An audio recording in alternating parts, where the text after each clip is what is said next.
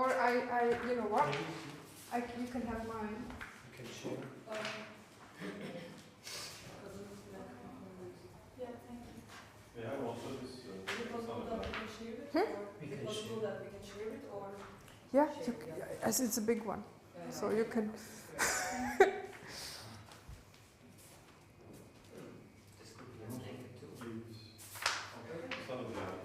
But it's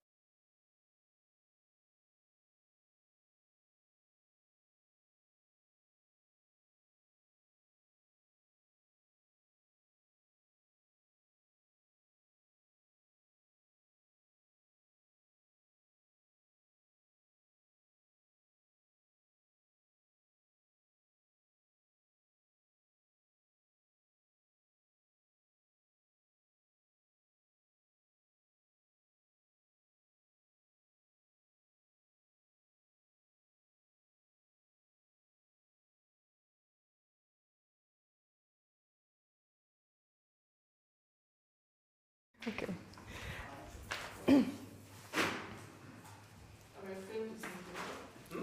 I will explain. Ich werde das kurz erklären. So,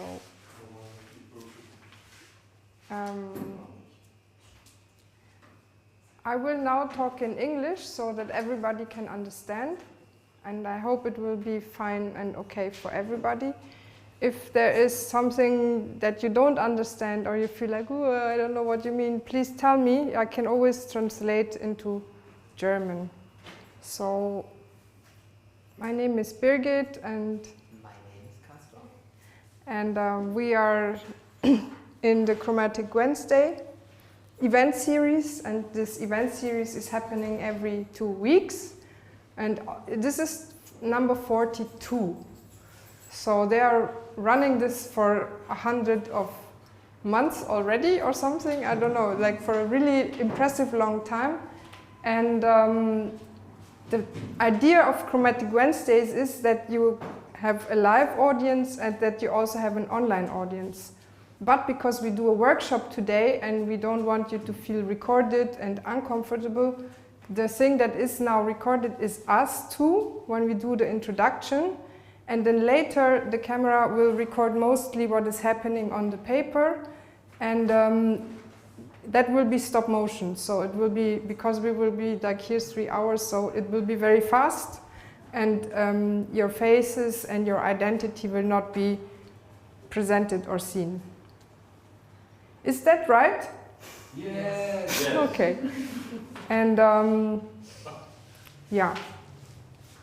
Anything else? Yeah, we will now do a shortish introduction on this thing of mutualism and creating together and our brain and all these things. And then I will do some exercises that help you to focus and help you to calm down and feel a bit more relaxed. So then in the second part we can move together and create some kind of big image on this piece of paper. And yeah. Anything you want to add? Sure. I mean, from an organization part, I think there's nothing to add, but yeah. We will draw on the paper after we did your part a big drawing, and in the end the drawing will be cut with scissors, and you will take a part of the big drawing that we did all together. You can take that home. And it's probably not particularly your part that you were drawing, but some part that you, I don't know, that was just falling into your hands or something that you felt attracted to or whatever. So, yeah. And? Did we forget anything? Is there any questions from you guys? How long is it? The whole... Yeah. Well, we will have to speed things up at some point, but yeah. Around 3 hours, and we will have a break, and you can just, yeah, relax and drink water and whatever. And so you can all sit down now, and I decided this introduction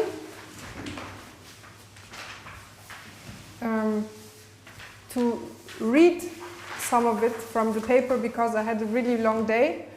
And when I have such a long day with so many things that I have to do, I'm not really good in doing the huge performer, talking about intelligent stuff in front of a group of people. So I'm going to read to make it easier for myself.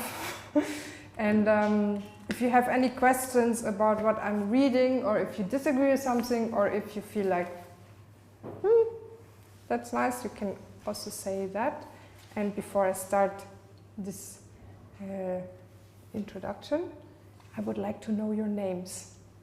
And maybe we start here. My name is Frank from Berlin. Yeah. And yeah, some words to the background or just to No. I'm Mary. I'm Gemma, but you can call me Gem. I'm Sue. I'm Edith. Onur. Sabine. Susanne. Vanessa. Birgit, Caspar. thank you so much. Okay, and in the back is Melih and Emre, and they are, They are like ghosts. with Ece together, they are the producers, the thinkers, the kind of curators, the documentarists. They are like the team that is running this whole event series and who invited us. And yeah, if you have some questions about the apartment project or about Chromatic Wednesdays or about where the toilet is or anything else, you can ask either Ece or you can ask the two lovely guys in the back. I have a question for you. Oh yeah. Where is Jakobus? Our baby is with a babysitter. Oh, okay. Yeah. So yeah, I already have to drink water because my mouth is running dry when I'm talking so much.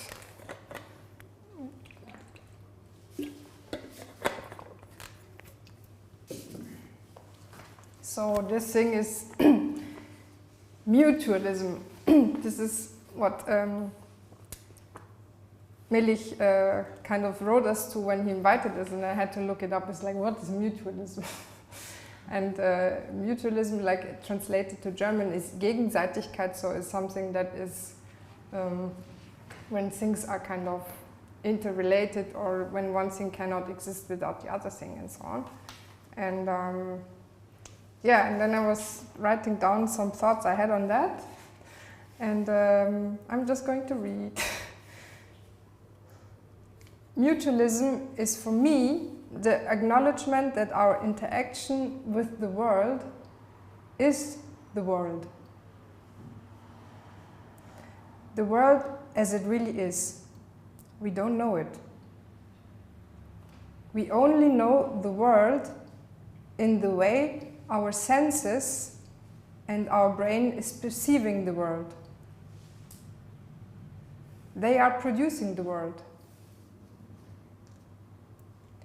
And the world and its sensory material offers itself to us to be heard, seen, touched, and thought about.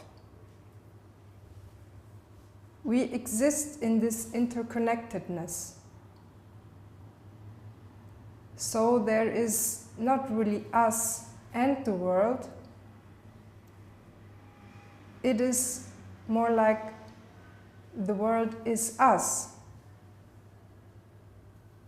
And us is the world as we shape and change it through our perception and resulting comprehension of it.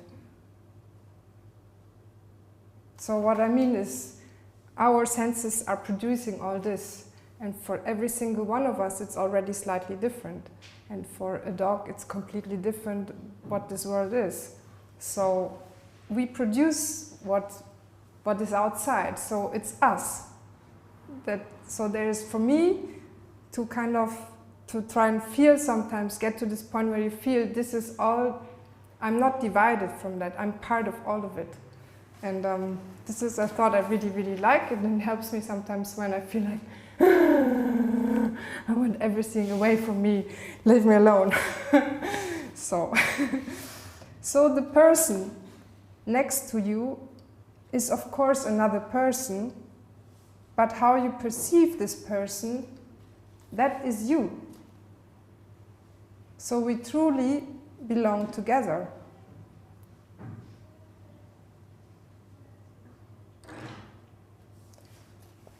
And this thought leads me to think of empathy and even compassion.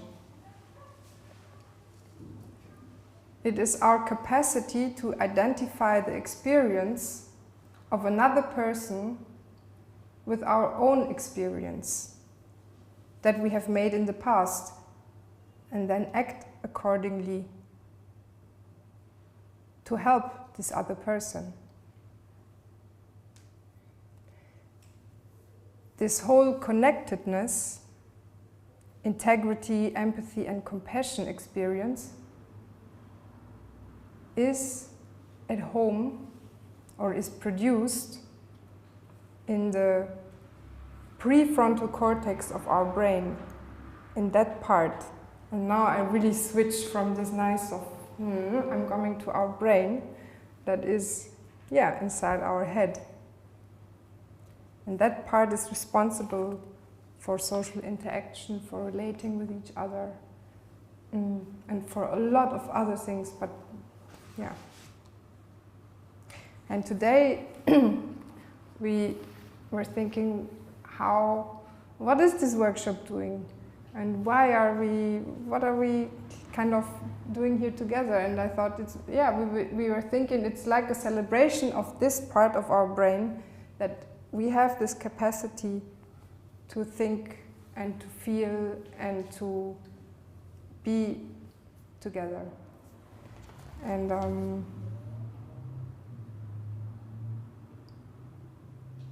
some neuroscientists say that this part of our brain, this cultural, social part, developed very last. And some say we don't know when it developed, because we don't know how our Stone Age ancestors were relating to each other. We have no proof of that. So scientists are also, one is saying it's really old, the other is saying we don't know. And then there's a really nice model of the brain that I wanted to explain to you. And it's from Dan Siegel, and he uses his hand to explain in a very, very simple way what are the different parts and what is responsible for what. So this, for example, is the, what you call it?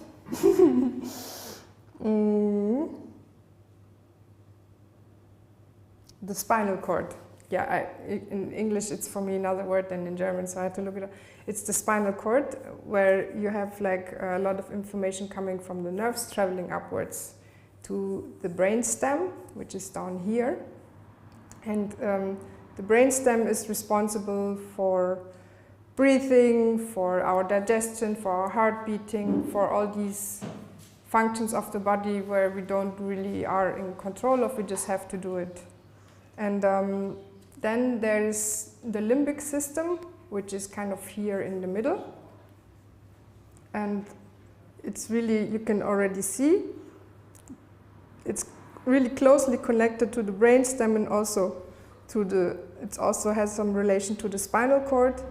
And the limbic system is our watchdog. So if there is something that is uncomfortable or dangerous and so on, the limbic system is responsible for recognizing that and sending certain signals to the brainstem and also to other parts of the brain, so we can then produce emotions, for example, that like fear or being in love or whatever, and that they motivate us to do certain things. And that part of the brain is it's the watchdog, and it's also responsible for our fight, flight, and faint reaction when there is danger. So the very basic ways of how our body works or how our nervous system is set up is kind of regulated here. And then we have, on top of it, the cortex. So you can imagine this is like, it's like a lid, and the cortex is responsible for the senses, like for mapping out, for making maps of what our senses are kind of gathering information. So making the sound will like be kind of digested or analyzed here, and then it will be connected in such a way that the sound is not just some random noise, but it makes sense to us. And for also visual things, it's the same, or for touch, or for taste. And here is the prefrontal cortex of the brain, which I just talked about, which is responsible for producing thought, relating to each other, and also for love and compassion. And some people, some scientists say it's cultural administration of our brain. It's like, it's the last part, maybe, we don't know, that may have developed, and it's the part that makes us maybe really very different from an ape or from a dog. They don't have a prefrontal cortex working such a way. Yeah. And if you get really angry, or if you if you feel frightened of something, then Siegel's saying, then the lower part of your brain is really influencing of what you're doing, and you're flipping the lid. That means all your reason and your thought and your reflective capacities, they're kind of gone, and you start shouting, you start feeling, I don't know, behaving inappropriately, or you run away, or you start a fight with someone. It's because that part of your brain is taking over your reactivity. And something that is, how can I explain? That is, if you train in a certain way, train your brain in a certain way to observe things, or to focus on specific things, or to kind of be calm when there's a lot of things coming towards you, you can help your reaction to be informed by that part of your brain, by the prefrontal cortex, by the cultural administration, not by the bottom part that is really triggering us to behave maybe more like children, or more like somebody we wish we would not be like. And this is so far the brain science. And if we are like upset and feeling frightened or sad or whatever, then the brain is more like this.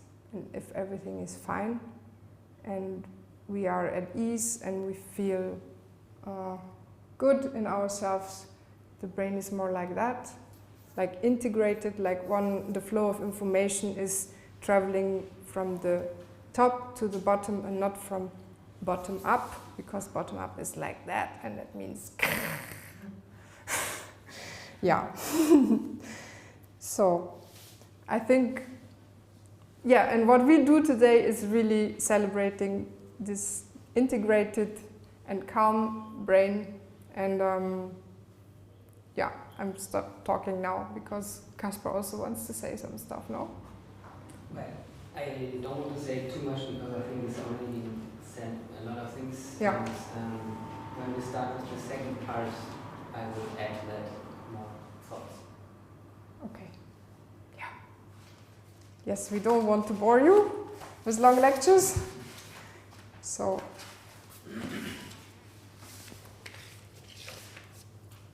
is there any questions you may have from what you just listened to?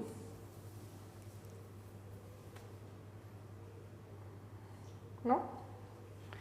Then that's fine.